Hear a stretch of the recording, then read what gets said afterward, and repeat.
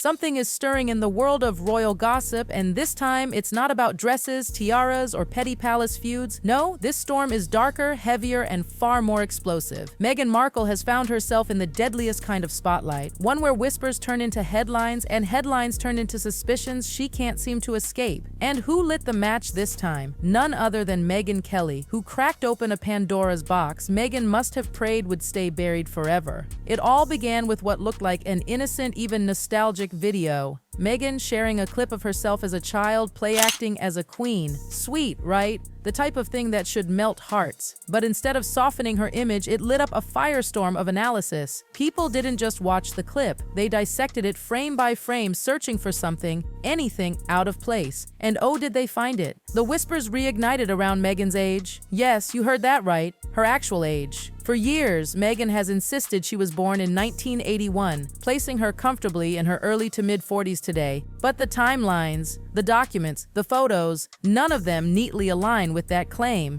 And Megyn Kelly? She didn't tiptoe. She said out loud what so many had only dared to whisper.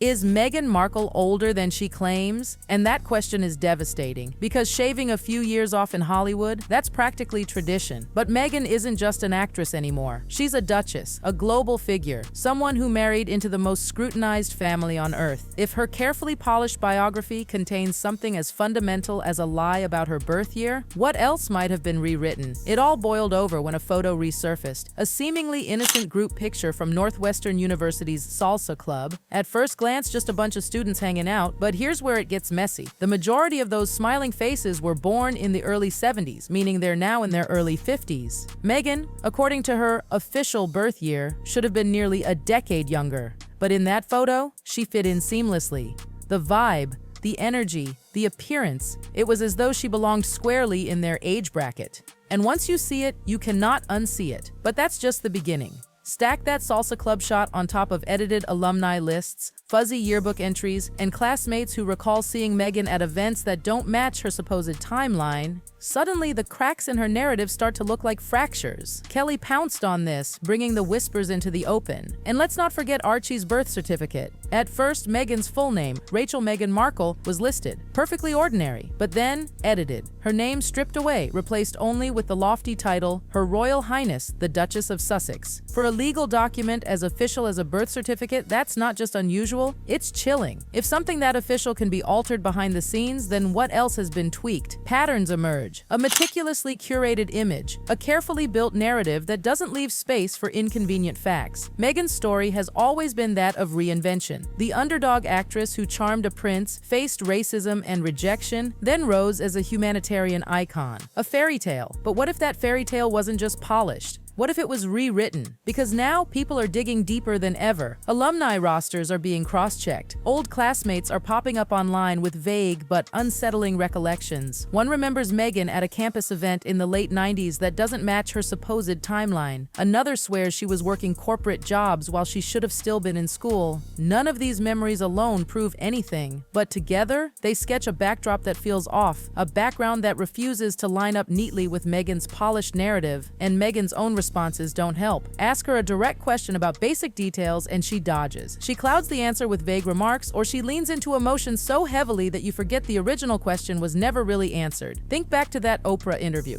Heartfelt, yes, but also meticulously rehearsed, choreographed even. And when someone avoids simple facts while amplifying emotions, curiosity becomes suspicion. Critics scream it's just a witch hunt, an unfair targeting of Meghan because she doesn't fit the royal mold, but others argue, no, this isn't about race, accent, or even fashion. This is about trust. Was the world sold a version of Meghan that isn't entirely real? And if so, why? Because when trust cracks, everything collapses. Meghan's brand is authenticity, vulnerability, truth-telling. She's built her empire on those foundations. But if people begin to believe those foundations were fabricated, the whole palace starts to wobble.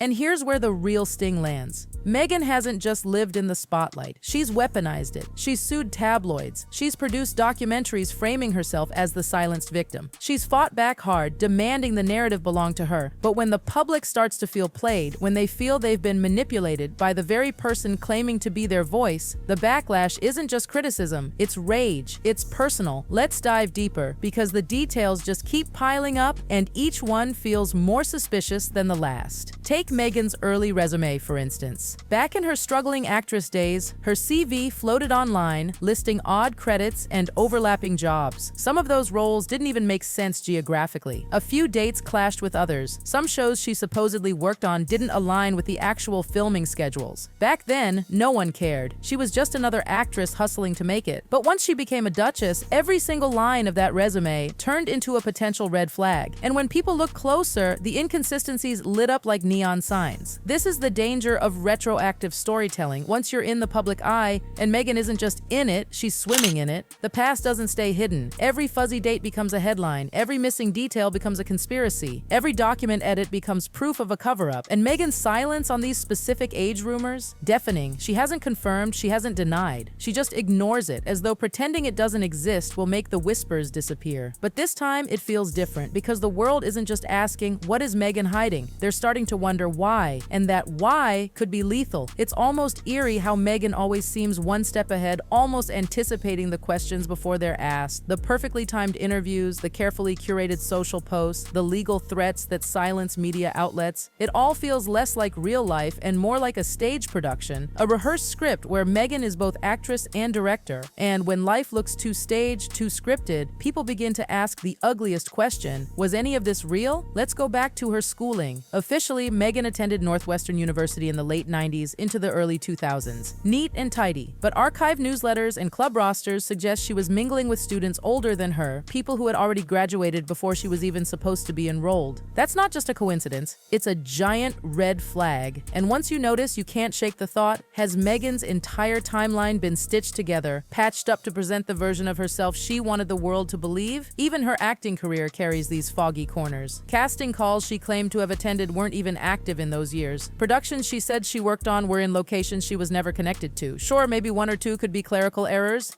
but stacked together, they form a smoke trail. And where there's smoke, you start to wonder what's been burning behind the scenes all these years. Now here's where it gets unsettling: Megyn's digital footprint. For someone supposedly born in 1981, the early 2000s should be littered with MySpace selfies, embarrassing blog posts, awkward college party photos. But for Megyn, almost nothing. It's like her early digital life was scrubbed clean before the internet could fully capture it. In an era when everyone's high school yearbook ends up online, Megyn's history feels too neat, too polished, almost sterile. And when you're selling yourself as transparent, as open, that kind of digital void screams louder than a pile of old photos ever could. And this is the heart of the storm. Megyn's story relies on belief. You're expected to trust her because she says it with passion, with emotion, with conviction. But the moment facts don't align, emotion isn't enough. The second people feel manipulated, emotionally played, the backlash turns venomous. And that's exactly what's happening right now. Because this isn't just about shaving a few years off. If Megyn really did adjust her age, even slightly, it calls into question everything else. If her birth year can be tweaked, why not other details? Her upbringing, her relationships, even the fallout with the royals? Once the doubt seeps in, it spreads like wildfire. Suddenly, nothing feels safe from scrutiny. The irony couldn't be crueler. Megyn has long painted herself as the victim of lies spun by a ruthless media. She claimed her truth was constantly distorted, but now people are asking if the truth she presented was itself distorted all along. If she's been crafting her own version of events, her own selective reality, then the roles flip entirely. No longer the victim. Now she's the storyteller, the editor,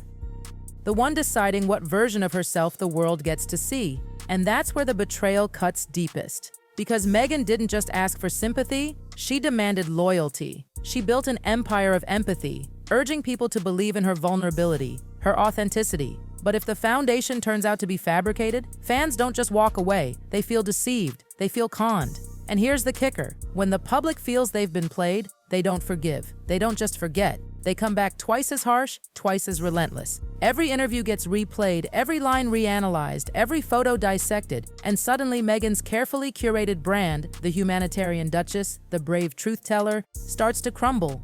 Think about it. If something as basic as a date of birth can't be trusted, how can anyone trust the rest of her story? The fights with the palace, the claims of silencing, the accusations against the firm, all of it becomes tangled in suspicion. What if it wasn't just her age? What if the entire Meghan Markle narrative was edited at the source, tailored not to reveal who she is, but who she wanted the world to think she was? And that's the nightmare Megyn is facing now. This isn't just gossip about a birthday. This is about credibility, authenticity, authenticity, identity, everything she's built hangs on whether people believe her story. And Megyn Kelly just ripped open a wound Megyn cannot bandage with another interview or glossy documentary. This one is raw, it's festering, and for the first time, Megyn can't control the whispers.